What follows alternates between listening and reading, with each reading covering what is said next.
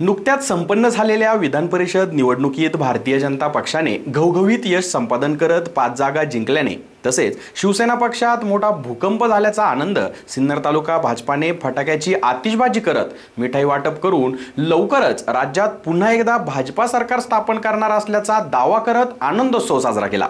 यावेळी मोठ्या संख्येने भाजपा कार्यकर्ते उपस्थित होते। नुकत्याच विधान परिषद निवडणूक प्रक्रिया पार पडून त्याचे निकाल जाहीर झाले।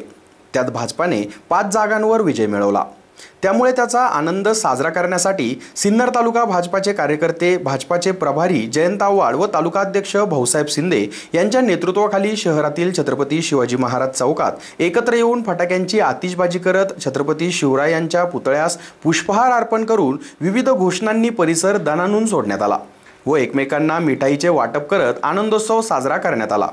या प्रसंगी भाजपा प्रभारी जयंत आव्हाड, तालुकाध्यक्ष भाऊसाहेब शिंदे, शहराध्यक्ष मनोज सिरसाट, अरुण आंबेकर, दत्तात्रय आचार्य, मदन बिन्नर, महेश काळे, विनोद आंबोले, पप्पू कपूर, विठ्ठल जपे, सजन सांगळे, दिगंबर पगार, रावसाहेब थोरात, शरद जाधव, संदीप गुजराती, धनंजय बहिरट, नितीन वारुंगसे, विकास जाधव, प्रमोद शिंदे, दर्शन भालेराव, सविता कुटुरकर, प्रियंका द्विवेदी, सुरेखा रेवगडे, रोहिणी कुरणे, उर्मिला लासूरकर, मंगला झगडे, सुमन जोशी, रुपाली काळे आदींसह भाजपा कार्यकर्ते व पदाधिकारी उपस्थित होते। यावेळी अनेकांनी आपले मनोगत व्यक्त केले। एसएन न्यूजसाठी रोहन भाऊसार। 10 तारखेला राज्यसभेच्या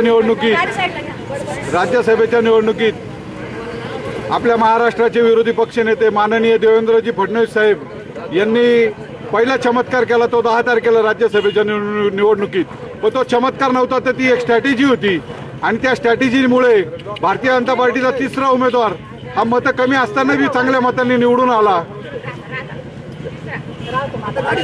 आणि कालच्या विधान परिषदेच्या निवडणुकीत भारतीय जनता पार्टीकडे 4 उमेदवार निवडून येतील एवढेच मतं असताना बी प्रसाद लाड यांच्या रूपाने 0 मतापासून सुरुवात होऊन 28 मतांपर्यंत प्रसाद लाड यांनी मजल मारली। आणि काल एक सिद्ध झालं की सन्माननीय विरोधी पक्षनेते देवेंद्रजी फडणवीस साहेब हे चमत्कारावर नाही तर आपल्या कामगिरीवर हे राहतात ठाम, आणि त्यांच्या स्ट्रॅटेजीमुळे कालचा हा मोठा विजय मिळालेला आहे। आणि मी सर्व भारतीय जनता पार्टीच्या कार्यकर्त्यांचे व नवनिर्वाचित आमदारांचे अभिनंदन करतो व त्यांना मतदान करणाऱ्या सर्व भारतीय जनता पार्टी व अपक्ष आमदारांचे मी मनपूर्वक आभार मानतो व थांबतो। जय हिंद, जय महाराष्ट्र। आज या ठिकाणी आम्ही 10 जूनला जी राज्यसभेची निवडणूक झाली त्यामध्ये पक्षाने मिळवलेलं घवघवीत यश, त्यानंतर आता काल जी झालेली विधान परिषदेची निवडणूक यामध्ये पक्षाने मिळवलेल्या घवघवीत यशाचा जल्लोष करण्यासाठी आम्ही या ठिकाणी जमलेलो आहोत। पक्षाकडे 106 पक्षाची मतं आणि 7 अपक्ष आमदाराचा पाठिंबा असे 113 मतं पक्षाकडे आहे, परंतु त्या ठिकाणी पक्षाचे जे मतदान आहे ते 134 पर्यंत गेलं। आणि हे मतदार म्हणजे विधानसभेचे आमदार आहेत आणि प्रत्येक आमदार हा 3-3-3.5 लाख जनतेचं प्रतिनिधित्व करतो। आणि या आमदारांनी अशा प्रकारचं भारतीय जनता पार्टीच्या बाजूने मतदान केलेलं आहे, म्हणजे जनतेच्या मनातली जी खदखद आहे ती काल राज्यसभेच्या आणि विधान परिषदेच्या निवडणुकीमध्ये दिसून आलेली आहे। या सरकारचा नाकर्तेपणा, शेतकऱ्यांसाठी कुठली कळकळ नाही अशा पद्धतीने या ठिकाणी या आमदारांनी बाहेर काढलेला आहे। आणि या ठिकाणी भारतीय जनता पार्टीला खूप मोठं असं यश मिळालेलं आहे।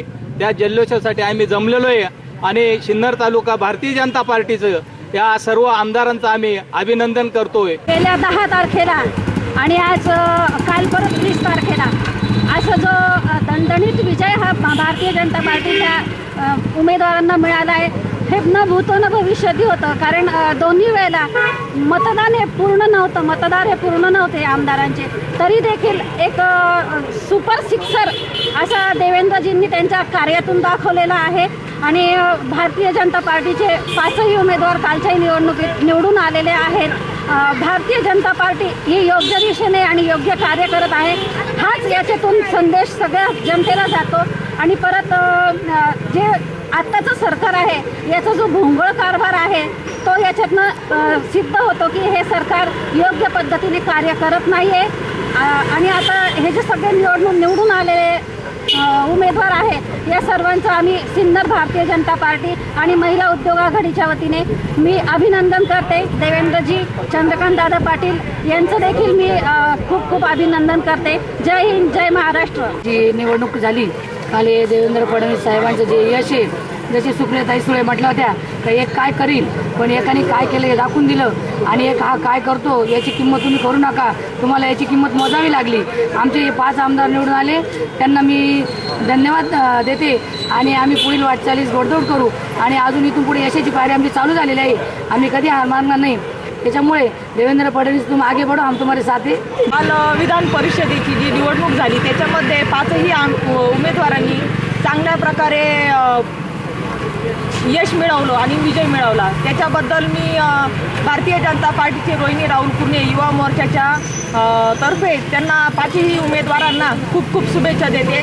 भावी वाटचालीसाठी त्यांना खूप शुभेच्छा देते। जय हिंद, जय महाराष्ट्र। राज्यसभेच्या आणि विधान परिषदेच्या दोन्ही निवडणुकांमध्ये आमचे नेते देवेंद्र फडणवीस यांनी चमत्कार घडवून दाखवला। खुद्द शरद पवार यांनी सुद्धा हा चमत्कार मान्य केला। परंतु भाजपा केवळ या चमत्कारावर थांबलेला नाही, तर याही पलीकडे जाऊन शिवसेनेची अंतर्गत खतखत जी चव्हाट्यावर आलेली आहे त्यामुळे सुद्धा महाराष्ट्राच्या राजकारणामध्ये फार मोठा भूकंप तयार झालेला आहे। खरं तर या देशाच्या 5 उत्कृष्ट मुख्यमंत्र्यांपैकी एक अशी ज्या उद्धव ठाकरेंची किमया होती, त्या उद्धव ठाकरेंना राज्य सांभाळताना मात्र स्वतःचे आमदार सांभाळता आले नाही, ही दयनीय वस्तुस्थिती आहे। मग हा माणूस देशातला उत्कृष्ट मुख्यमंत्री कसा, जो माणूस मागच्या 2 वर्षांमध्ये कार्यालयामध्ये सुद्धा गेला नाही, अशा माणसाला यांनी उत्कृष्ट मुख्यमंत्री केलं। आणि हा उत्कृष्ट मुख्यमंत्री त्याच्या स्वतःच्या पक्षासाठी आणि महाविकास आघाडीसाठी किती निकृष्ट आहे हे आज त्यांचेच पक्षाचे मोठे नेते एकनाथ शिंदे यांनी दाखवून दिलेलं आहे। नजीकच्या भविष्यकाळामध्ये नक्कीच या महाराष्ट्रात फार मोठी उलथापालथ होईल। पुन्हा एकदा भारतीय जनता पार्टीची सत्ता येईल, पुन्हा एकदा मी पुन्हा येईन असं म्हणणाऱ्याचंच वाक्य खरं ठरेल, याबद्दल माझ्या मनामध्ये शंका नाही। धन्यवाद।